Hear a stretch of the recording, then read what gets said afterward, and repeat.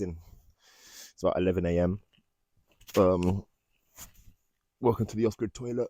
It's been cold, man. I'm talking about the coldest I've ever experienced a bedroom. I was in a caravan and then I moved into a bedroom. I don't have any money right now to buy a gas. I need to buy a gas canister to put into my gas burner in the bedroom. Oh man, I can't wait to be able to get that. So that I just got consistent heat, but like, I mean, it's not that bad right now. I'm talking about, it's like I'm smoking a vape, man. So much icy air coming out of my breath. It's a lot of character training. Being alone, being cold, being hungry a lot of the time. I'm quite hungry a lot of the time because my diet is completely transforming. I used to eat basically junk food and heavy meat all the time in the United Kingdom. Here, we're eating a lot of vegetarian food. You would have seen it in the video from last night. Hell took me to Burger King because I had a bit of a wobble. To be honest.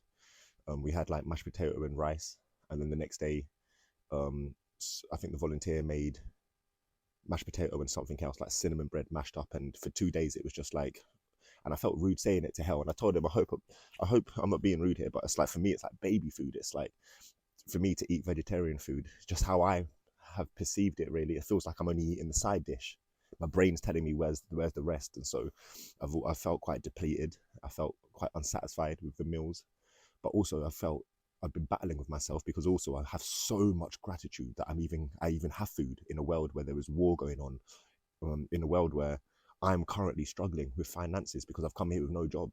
So it's not like I have much to be able to contribute or anything at the moment, but yet I have food all the time, and it might not be the food that I would love to be eating, but I guess it's the food that my body requires right now. Simple DNA, a lot less of it as well. I feel like I'm fasting a lot of the time. My energy levels are having to rebalance.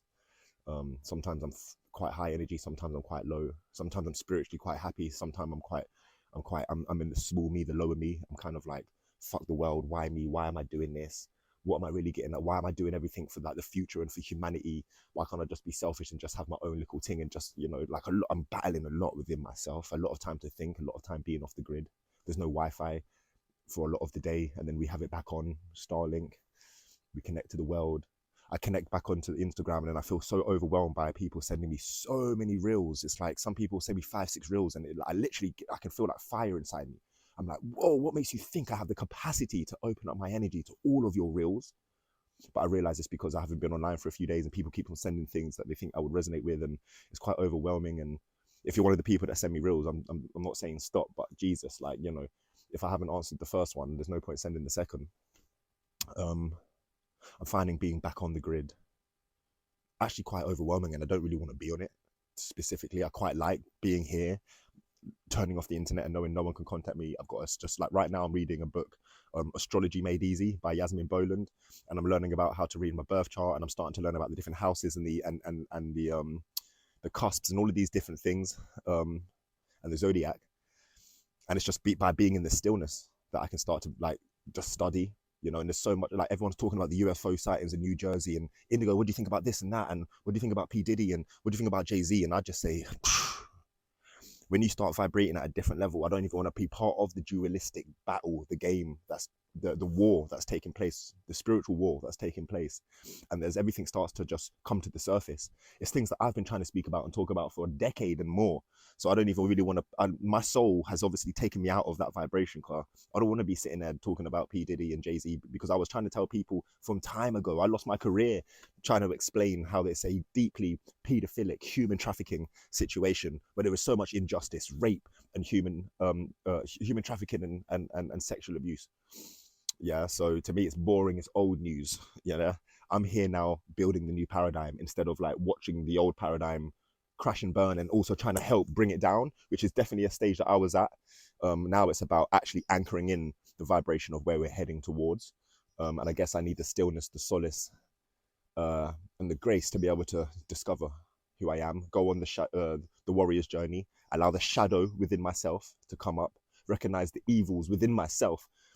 I was saying to Helios only yesterday, we all have evil within us, to some extent. If you're happy to just allow Tesco to pay for the mass slaughter of your chicken in a factory farm situation, and that it's factory farmed, that it's a battery hen, and you still purchase it, there's evil in us. And I do that, and I would do that tomorrow still. I'm not saying that I'm like you're consciously trying to be evil.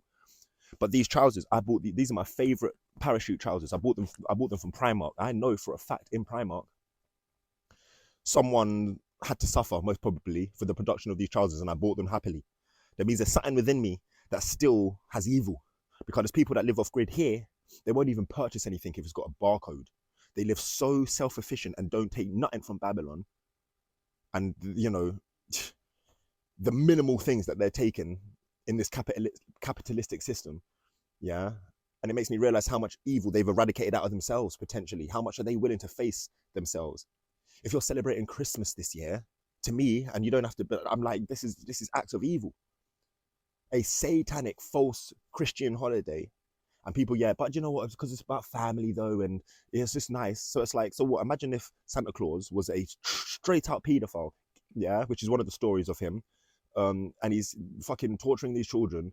It's like saying, oh, do you know what, yeah, Jimmy Savile was a paedophile and he's evil, but let's keep on writing letters like Jim will fix it because, oh, but it's a memory, it's nostalgic, it reminds me of my past. Yeah, you're allowing evil to operate.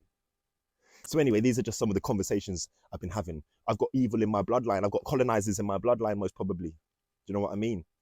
Who's to say we don't have Freemasons in our bloodline? We are all, we incarnated into the evil genealogy. We chose to incarnate into dark bloodlines, some of us, so that we can transform and alchemize this thing. But therefore, we have to recognize the darkness and within our own self.